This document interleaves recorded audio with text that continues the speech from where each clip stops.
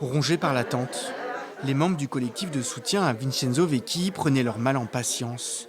Ils attendaient, après 2 ans d'un marathon judiciaire, de connaître la décision de la Cour de cassation sur l'extradition de leurs voisins et amis italiens.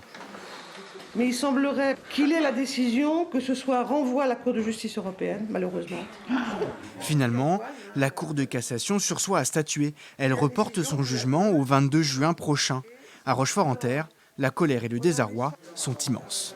Ça fait vraiment penser au procès de Kafka. Enfin, c'est vraiment ça, quoi. On se retrouve broyé dans une machine judiciaire sans l'avoir voulu. Je veux dire, il était manifestant. Moi, j'ai manifesté dans ma vie à plusieurs reprises. Si j'avais su que je risquais 12 ans et demi de tôle pour avoir manifesté, je serais resté chez moi devant la télévision, évidemment. Vincenzo Vecchi a été condamné en Italie pour avoir participé à une manifestation altermondialiste en 2001 à Gênes. Réfugié en Bretagne depuis 9 ans, l'Italie demande son extradition.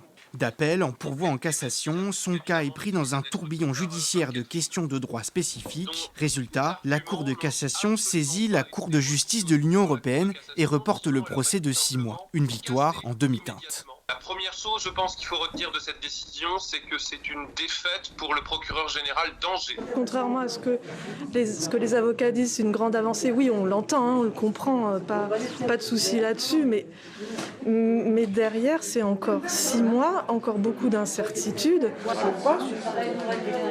Prochain rendez-vous le 22 juin devant la Cour de cassation. Elle rendra sa décision dans les semaines suivantes. Cette décision judiciaire n'est donc pas terminée, ni les tracas de Vincenzo Vecchi et des membres de son collectif de soutien.